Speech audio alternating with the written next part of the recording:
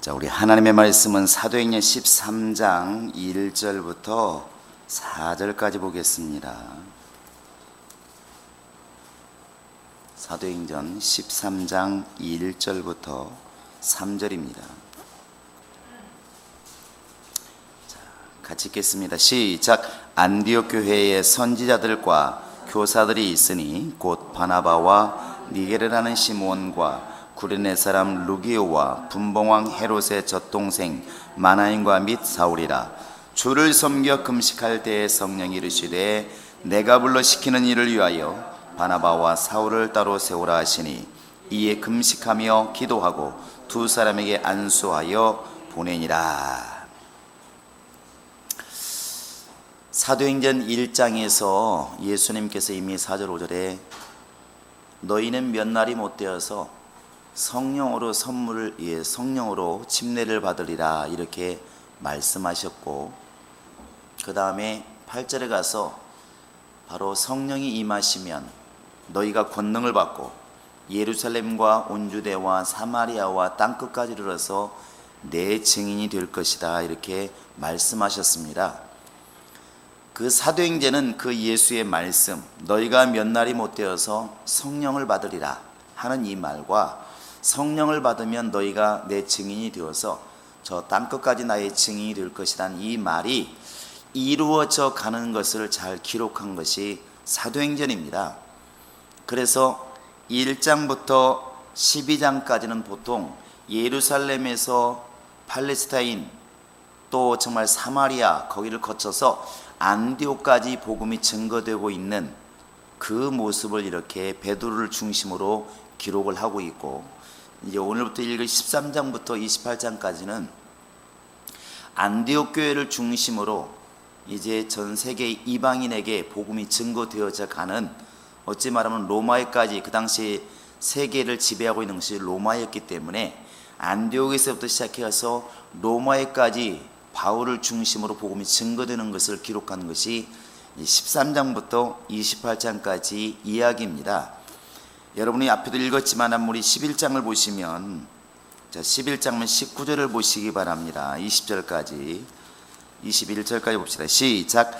그때 스데반의 일로 인하여 환난으로 말미암아 흩어진 자들이 베니게와 구브로와 안디옥까지 이르러 유대인에게만 말씀을 전하는데, 그 중에 구브로와 및 구레네 및 몇 사람이 안디옥에 이르러 헬라인에게도 말하여 주 예수를 전파하니 주의 손이 그들과 함께 하심에 수많은 사람들이 믿고 주께 돌아오더라 이렇게 되어 있습니다. 유독이 구브로와 그 다음에 안디옥이란 말을 많이 사용하고 있습니다. 근데 안디옥을 변화시킨 대다수의 사람들이 누구냐면 구브로 출신이에요. 구브로가 지금 터키 왼쪽에 있는 그 키프로스라는 그런 섬입니다. 지도에 보면 이렇게 나와 있어요. 근데 구브로라는 곳이 참 어찌 보면 복음적으로 또 크게 쓰임 받은 것이죠. 근데 왜 구브로가 나온 거 보니까 사도행전에 보면 4장에 보시면 36절을 보셨지만, 초대교회 때 막 사도들의 말씀을 전하고 능력이 드러날 때 많은 사람이 자기의 재산을 팔고 또 정말 제자들 앞에 갖다 재물도 내어놓고 충성한 모습이 많이 나오는데, 그 대표로 기록된 게 누구냐면 바나바입니다. 그래서 사도행전 4장 36절을 보시면 구브로에서 난 네이족인이 있으니 요셉이라 곧 바나바라 이렇게 되어 있어요. 그게 구브로 출신이라는 것이죠.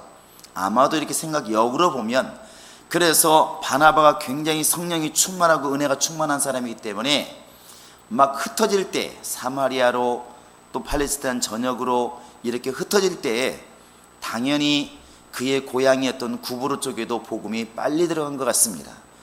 그 사람들이 많이 복음화가 되니까, 비록 섬이지만 그 사람들이 또 거기서 나와서 그 건너에 있는 바로 이제 안디옥까지 가서 복음을 전하고, 안디옥에 가서 드디어 유대인들뿐만 아니라 헬라인들도 많이 이렇게 주께 돌아왔다는 것이죠.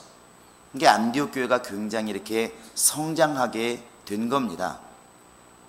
그리고 이제 그 안디옥 교회를 중심으로 드디어 세계 땅끝까지라는 말이 이제 시작되는 것이죠. 이미 안디옥이 이렇게 복음화되기 전에 하나님께서는 이미 택한 그릇이 있지 않습니까?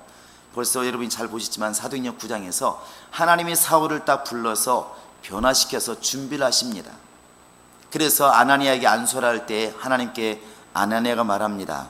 하나님, 사울을 모르십니까? 저 사람은 우리 동족을 잔해하고 특히 예수 믿는 사람을 잡아다가 너무 핍박하고 죽여서 저 사람은 위험한 사람입니다. 이렇게 했을 때 지금까지는 그랬을지 몰라도 저는 내가 택한 나의 그릇이라, 이방들과 임금들과 백성을 위해서 택한 나의 그릇이라, 너 그런 말 하지 말고 가서 데려가서 안수해라, 내가 쓸 테니까, 이렇게 하나님이 다 예배해 놓으시죠.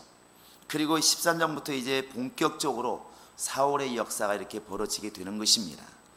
이게 처음에 유대인에게서 헬라인에게로 넘어갈 때는 분명히 예루살렘 교회가 중심이었었고, 이제 이방인의 교회에서 전 세계로 전파되는 것은 안디옥 교회가 중심으로 이렇게 쓰임받게 됩니다.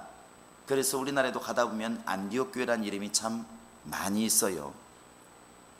그리고 안디옥 교회는 거의다가 가보면 선교라는 말들을 많이 합니다. 목회자가 분명히 선교라는 꿈이 있었으니까 아마 이런 이름을 지었을 것도 같아요. 이게 안디옥 교회는 바로 이제 선교 중심지가 이게 되기 시작합니다. 그리고 13장부터 28장까지는 이제 안디옥에서부터 출발한 이 바울이 바로 저 로마까지 복음을 증거해 나가는 과정을 잘 이렇게 기록한 것입니다. 여러분 너무나 잘 아시는 것처럼 바울은 평생에 3번의 전도 여행을 갔습니다. 1차, 2차, 3차. 희한하게도 성경책에는 거의 다 그건 해놨더라고요. 보니까 여러분 성경책 맨 뒤를 보세요. 지도 잘 안 보시겠지만은 보시면 거의 웬만한 성경은 다 있습니다. 있나요? 바울의 1차, 2차 선교여행 나와 있나요? 나와 있어요?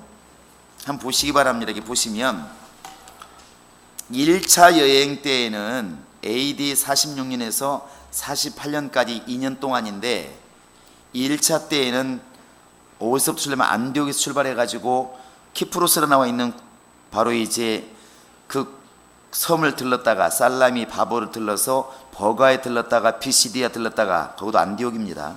그 다음에 이고디온, 루스드라, 더베를 거쳐서 다시 이렇게 돌아오게 되죠. 이게 한 2년 걸렸다고 그럽니다. 2년. 지금처럼 뭐 비행기 타고 갈 때가 아니기 때문에 또 선교하면서 가기 때문에 오래 걸린 것이죠. 이렇게 가면서 교회를 세우고 전도하고 이렇게 합니다. 그 다음에 지나서 2차 때에는 49년부터 52년까지 3년 동안이죠. 조금 지경이 넓어집니다. 그래서 안디옥에서 출발해서 더베, 루스드라 이쪽을 해서 드로아라고 되어 있는데, 지금 드로아라 있지만 옛날에 여러분 알고 있는 트로이 목마르 말하는 것처럼 바로 이제 그리스와 전쟁했던 트로이를 말합니다. 터키, 거기 이스탄불 근처겠죠. 거기를 거쳐서 아예 넘어갔죠. 마게도냐로 넘어가고 그 다음에 그리스 아테네를 거쳐서 고린도까지 갔다가 다시 에베소로 왔다가 예루살렘을 거쳐서 안디옥으로 돌아옵니다. 그게 2차 여행이에요. 이 2차 여행의 의미, 가장 중심적인 핵심의 의미는 뭐냐면 드디어 그리스로 넘어간 겁니다. 이방 선교로 직접적으로 넘어간다는 데 가장 의미가 큽니다. 그 다음에 3차 여행은 당연히 이제 뭐 로마까지 가게 됩니다.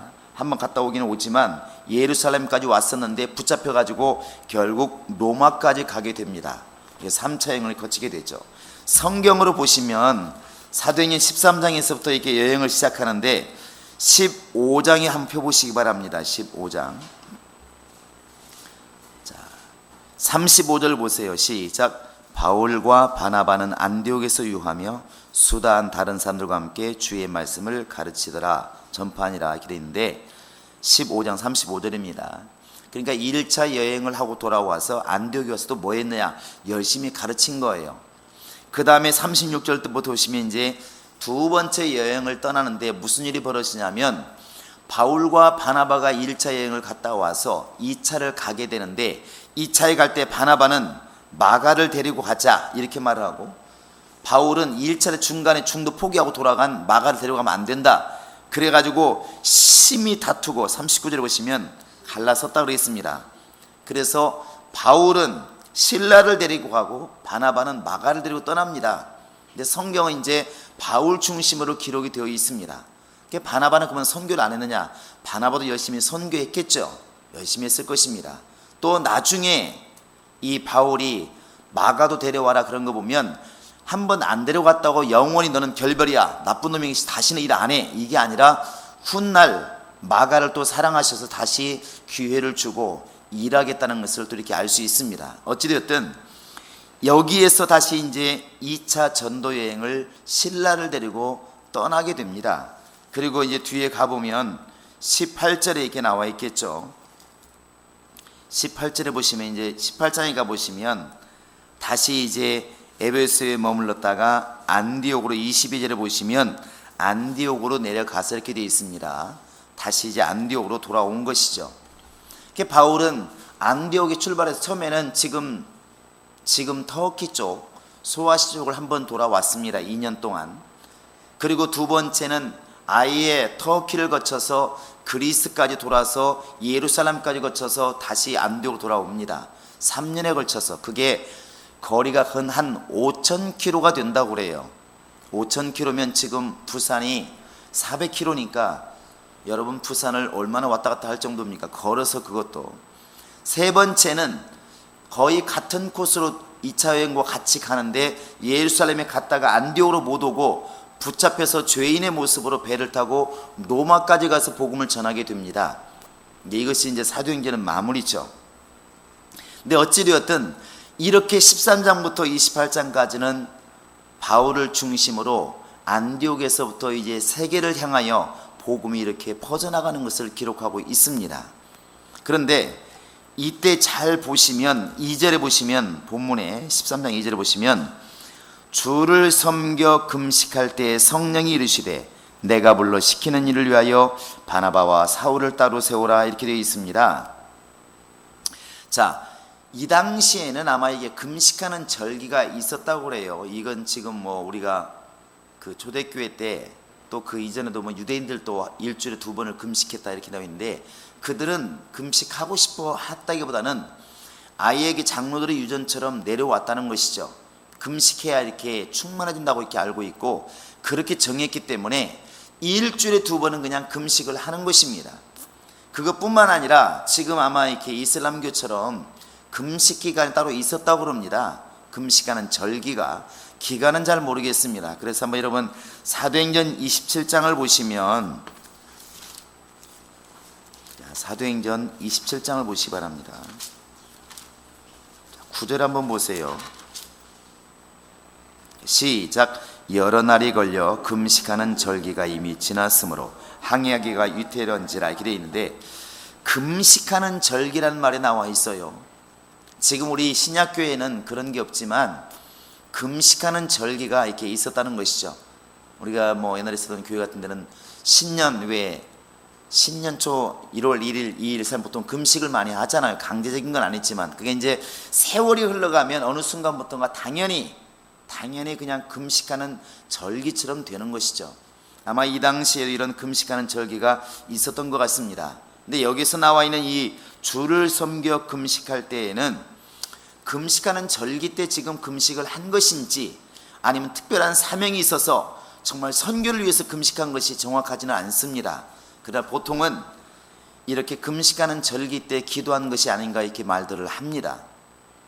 그런데 어찌되었든 이 금식에서 하나님께 막 기도하고 부르짖을 때에 성령이 역사한 겁니다. 그래서 바나바와 사울을 따로 세우라 이렇게 명령하시죠. 이 당시 3절에도 나와 있지만 이에 금식하고 기도하고 두 사람에게 안수하여 보내니라. 이 초대교회 때는 금식을 참 많이 했던가 봐요. 오늘날에 지금 우리는 많이 금식을 맞이하지 않죠. 이 당시에는 금식을 좀 많이 했던 것 같습니다. 근데 이렇게 이제 금식하고 하나님의 음성을 들으면서 성령이 시키신 일이 뭐냐면 바나바와 사울을 따로 시키라, 분리시켜라. 왜? 내가 시키는 그 일을 위해서 이렇게 납니다. 그건 바로 다름 아니라 이제 복음을 전하는 것이겠죠.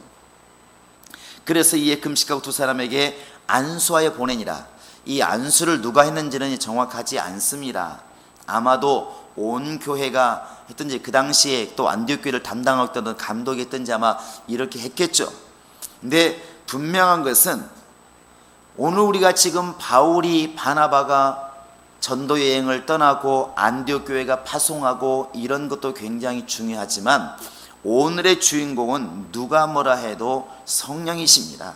사도행전을 읽어나갈 때 조심해야 될 게 뭐냐면 베드로 이야기가 참 많이 나오고 이적이 많이 나오고 바울 얘기가 많이 나와요.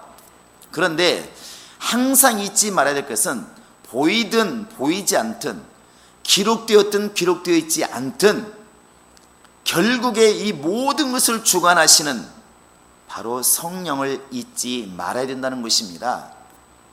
우리가 운연 중에 이렇게 교향악단에 이렇게 악기 연주를 들을 때 야, 참 트럼펫 연주 잘한다, 바이올린 치면 기가 막히게 연주한다 이렇게 말하지만 사실은 그 모든 것의 시작과 마무리는 누구냐면 지휘자입니다.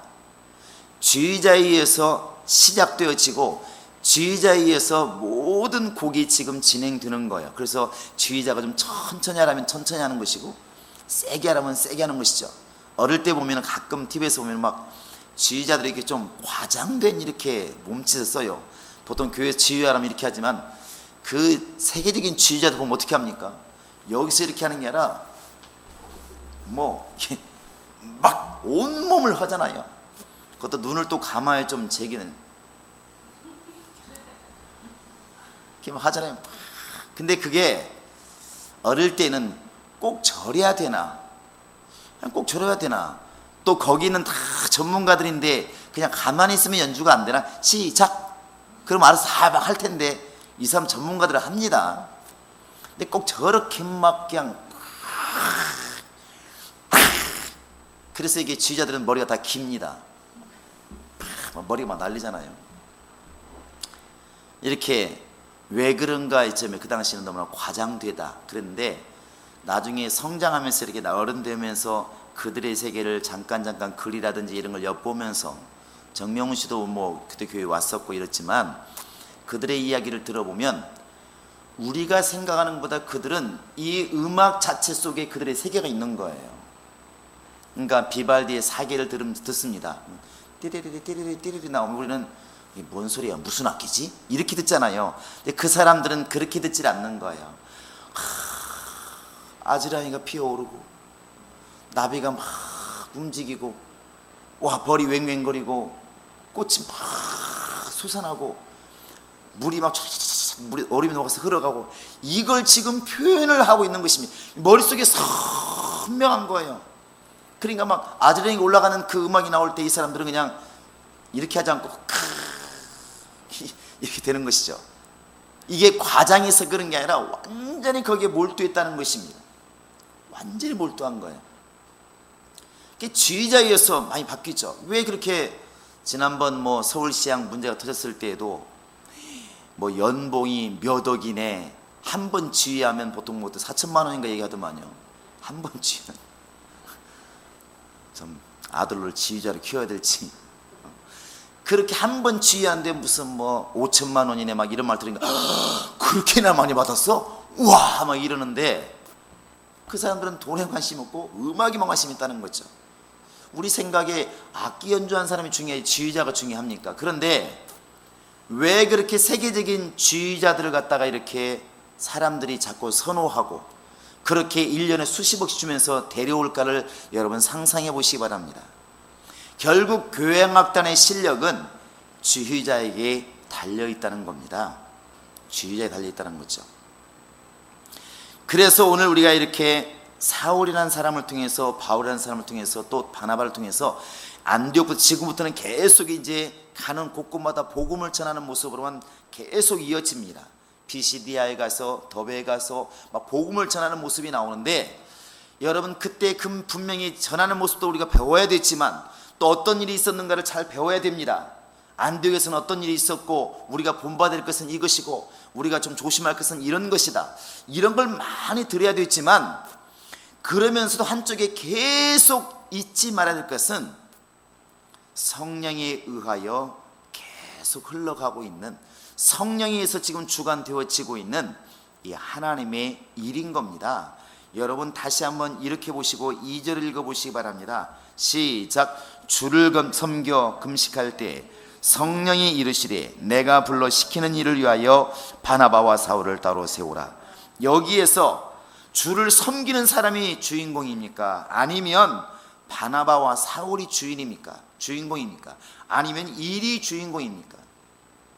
아닙니다. 성령이십니다. 성령이 이르시되, 달리 말하면 일을 시키시는 분이 누구냐? 성령이라는 것이죠. 근데 우리가 지금 이 부분에 대해서 오늘날 교회들이 너무나 간과하고 있는 게 많이 있다는 것입니다. 어떤 목사님이 이렇게 말하는데 참 이렇게 설교하는데 참 많은 부분이 회개가 되기도 하고 감동이 된 부분이 그거였습니다.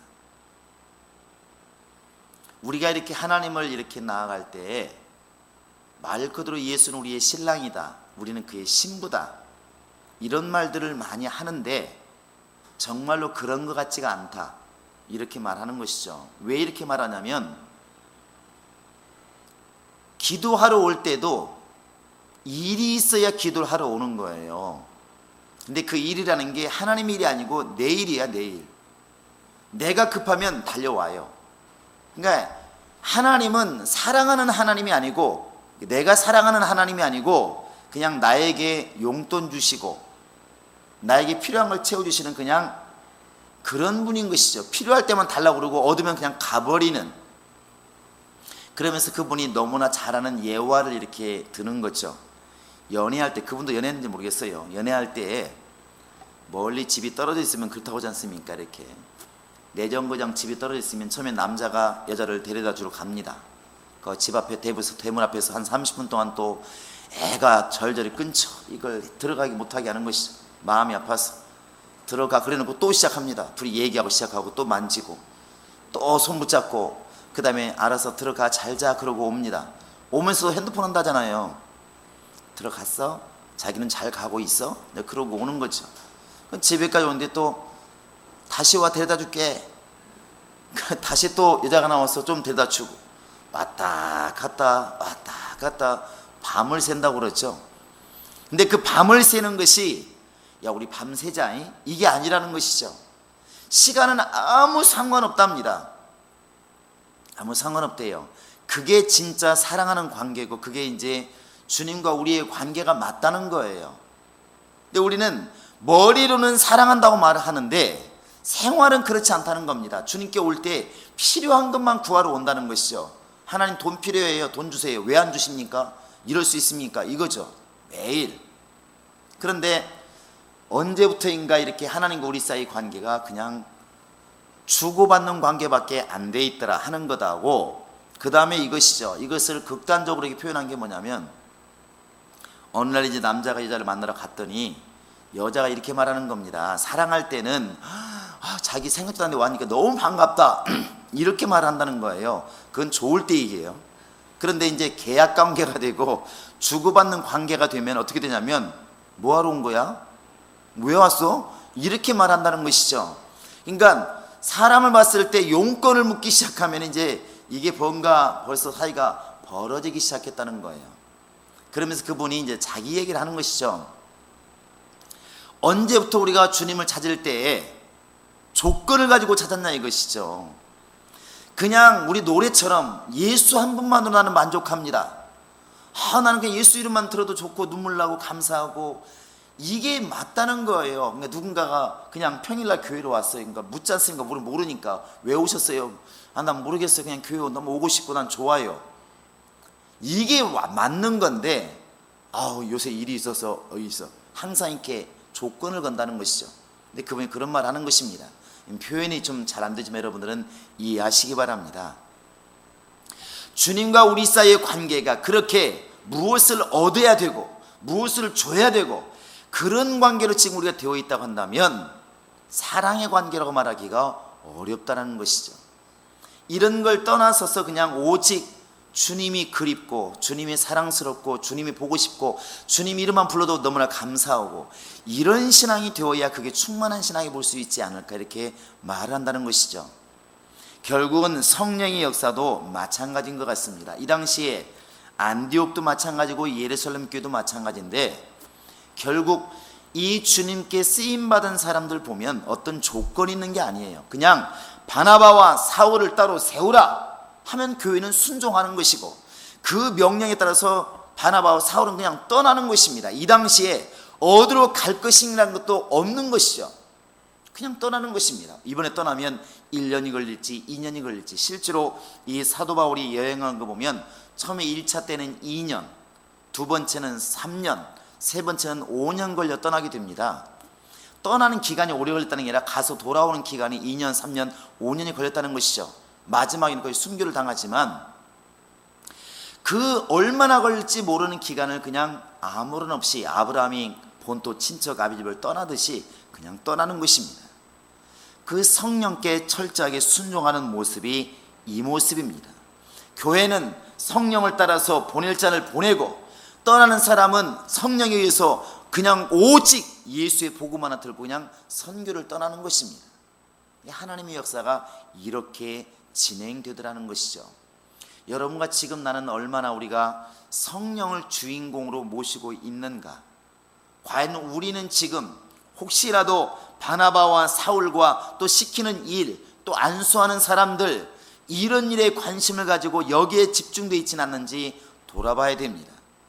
늘 말하죠. 예배 순서도 중요하지만 그 예배를 받으시는 하나님을 기억하지 못하는 예배는 그 예배가 이미 죽은 예배라고. 안식일을 아무리 새벽부터 밤늦게까지 철저히 지켰어도, 안식일을 지키라는 그 명령에 철저히 순종했어도 안식일의 주인이신 하나님을 잃어버리면 이미 실패한 겁니다. 그래서 우리가 이렇게 안디옥 교회가 하나님께 크게 쓰임받은 것을 보면서 오늘 이 시점에 우리가 돌아봐야 될 것은, 이야, 예루살렘 교회가 대단하구나, 안디옥 교회가 대단하구나, 이렇게 볼 게 아니라 그 안디옥 교회를 쓰시는 성령의 역사가 정말 대단하구나, 예루살렘 교회를 쓰시는 성령의 역사가 대단하구나, 바나바와 바울을 쓰시는 하나님의 역사가 정말 대단하구나, 이렇게 보는 것이 맞듣는 것이고, 여러분과 지금 나도 이 성령, 지금도 역사하시는 이 성령의 음성을 듣기를 갈망하고 이 성령께 순종하기를 정말 하나님께 대답하면서 간구하는 것, 그것이 진정한 신앙이라는 것입니다. 성령이 역사하지 아니하시면 사도행전은 이미 없는 것입니다. 그래서 나중에 바울도 그런 고백을 하는 거 아니겠습니까? 나는 심었고 아볼로는 물을 주었다. 그러나 심는 이나 이렇게 정말 가꾸는 이는 아무것도 아니로되, 이렇게 말합니다. 자라나게 하시는 분은 하나님이시니 이걸 기억하지 않으면 안 된다는 것이죠.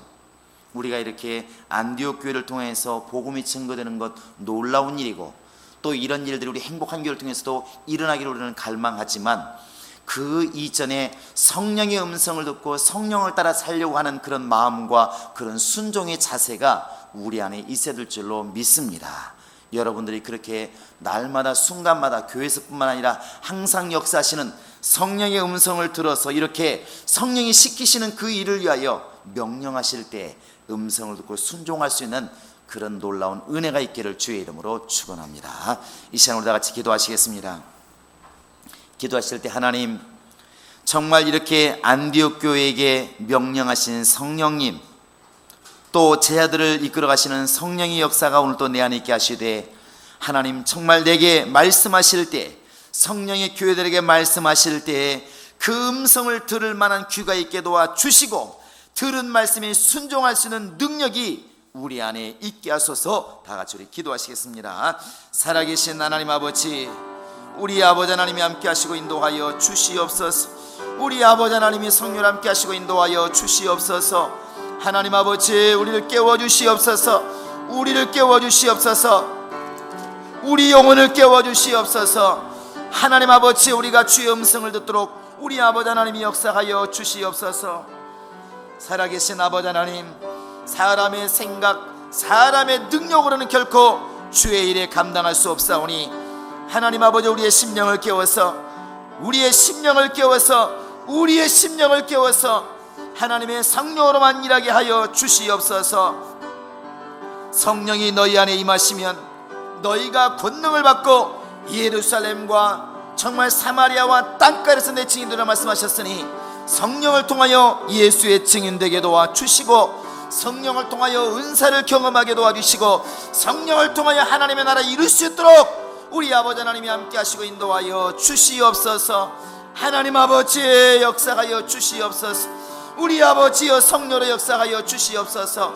성령으로 우리를 정말 역사하시고, 성령으로 우리를 침내주시고, 성령으로 일할 수 있도록 하나님이 함께 하시고 인도하여 주시옵소서. 상황이나 환경이나 이런 걸 의지하게 도와주시고, 하나님 아버지 어쩔 수 없는 환경을 극복할 수 있도록 성령으로만 깨우치시고 역사하여 주시옵소서. 우리 주 하나님 아버지여 도와주시옵소서.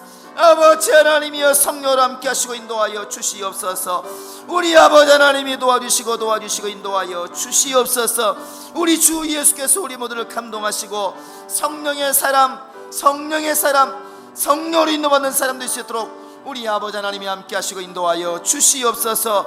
주의 역사가 우리 가운데 이루어지게 하여 주시옵소서. 역사하여 주시옵소서. 살아계신 하나님 아버지, 성령을 받기까지 너희는 예루살렘 성을 떠나지 말라 말씀하신 주님의 뜻을 잘 이해하게 도와주시옵소서.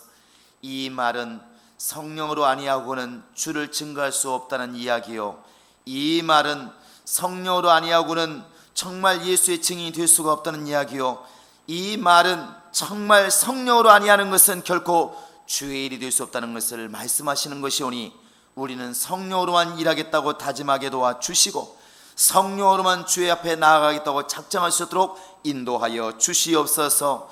성령으로 진리 가운데 거하게 도와주시고, 성령으로 무슨 말할까를 염려하지 않고 말하게 도와주시고, 성령으로 능력을 행하게 도와주시고, 성령으로 권능을 행하게 도와주시고, 성령으로 예수를 변호하며 증거할 수 있도록 하나님이 함께 하시고 인도하여 주시옵소서. 이렇게 하나님께서 순종하는 이 안디옥 교회를 크게 사용하셔서 이제는 세계를 지배하고 있는 로마에까지 복음이 증거되게 하시는 그 성령의 역사를 우리가 깨닫게 도와주시고, 오늘 이 시간 미약한 우리를 쓰기를 원하시는 성령 앞에 내가 순종하기를 원하오니, 우리의 모든 자들의 귀를 열어 주어서 성령이 교회들에게 하시는 말씀을 분명히 듣게 도와주시고, 깨닫게 하시고 분별하게 도와주시고, 하나님의 음성을 따라 순종하며 나아갈 수 있도록 우리 아버지 하나님이 함께 하시고 인도하여 주시옵소서. 내 양은 내 음성을 듣는다 말씀하셨으니, 정말 예수님께서 우리의 주인일진데 주님의 음성을 분별하여 들을 수 있는 영감 있게 도와주시고, 성령으로 말미암아 하나님의 음성을 들을 만한 영감이 있도록 우리 아버지 하나님이 함께 하시고 인도하여 주시옵소서. 감사하고 예수 이름으로 기도합니다. 우리 한 가지 더 기도하겠습니다. 이제 돌아오는 주일날이 맥주감사주일입니다. 개인적으로 받은 바 은혜를 또 6개월 동안 지나오면서 하나님께 받은 바 은혜를 우리가 감사해야 됩니다. 우리가 이렇게 개인적으로 또 마음으로, 입술로, 행동으로, 물질로 감사해야 되지만, 교회적으로는 찬송을 통하여 하나님께 정말 영광 돌리기를 원합니다. 그래서 찬송은 제사라는 말로도 쓰임받고 있고 영광이라는 말로도 불리우고 있습니다. 이 시간에 기도할 때 준비하는 우리 정말 찬양팀과 우리 모든 자들이 그날만큼 정말 하나님의 이름을 찬양하기도 하시고 높이기도 하시고, 우리가 그 곡을 통하여 즐거워하고 기뻐하는 것 너머로 하나님의 영광을 드리는 그런 정말 시간이 될 수 있도록 하나님이 도와달라고, 준비할 때부터 성령으로 역사해달라고 정말 이 찬양 예배를 위해서 다 같이 우리 기도하겠습니다. 살아계신 아버지 하나님, 이제 우리가 맥주감사제를 통하여 하나님께 찬양으로 영광 돌리기를 원합니다. 아름다운 목소리, 아름다운 연주도 필요하지만 믿음으로 찬양하는 것이 필요하오니, 아버지 우리 모든 성도들 믿음으로 하나님을 찬양하기도 하시고, 아버지를 소망함으로 사랑 가운데 찬양하기도 하시고, 받은 바의 은혜에 감사하여 하나님을 찬양할 수 있도록 역사하시고 인도하여 주시옵소서. 하나님 아버지, 준비한 우리 찬양팀에게 하나님이 성령으로 역사하여 주시옵소서. 하나님 아버지여, 믿음으로 준비하게 하시고, 기도함으로 준비하게 도와주시고, 말씀 안에서 준비하게 도와주시고, 감사함으로 준비할 수 있도록 우리 아버지 하나님이 도와주시고, 또 이끌어가는 자들이나 악기를 연주하는 자들이나 함께 찬양에 동역하는 자들이나 하나님의 성령으로 이 모든 걸 준비하고 예비할 수 있도록 우리 아버지 하나님이 도와주시옵소서. 우리 모든 성도 한 사람 한 사람이 다 그렇게 깨어서 아버지 동참하게 도와주시고, 감사함으로 하나님께 영광 돌릴 수 있도록 우리 아버지 하나님이 함께 하시고 인도하여 주시옵소서. 주 예수의 놀라운 능력, 예수의 권능이 충만할 수 있도록 하나님이 함께 하시고 인도하여 주시옵소서. 주께서 역사하여 주시옵소서. 우리 찬송가 189장 찬양하시고 주로 마치겠습니다.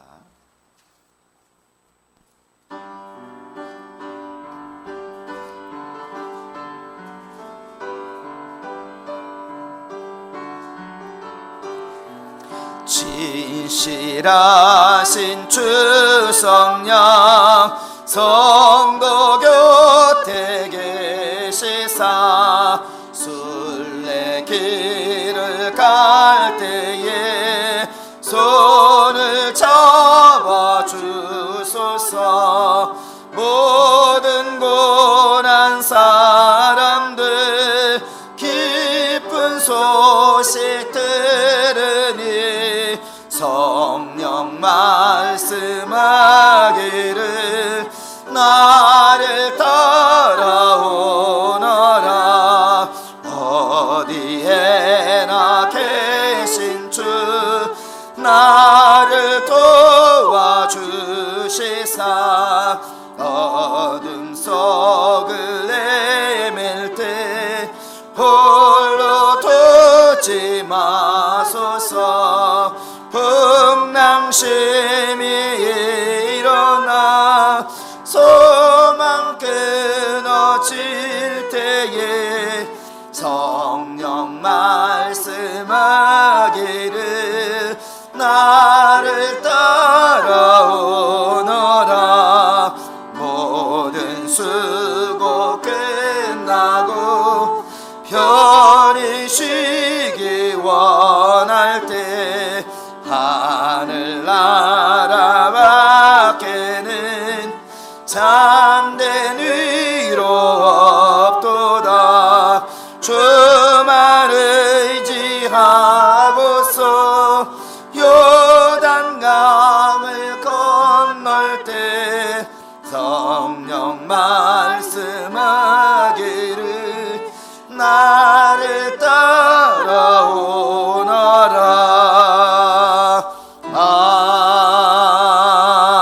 아멘.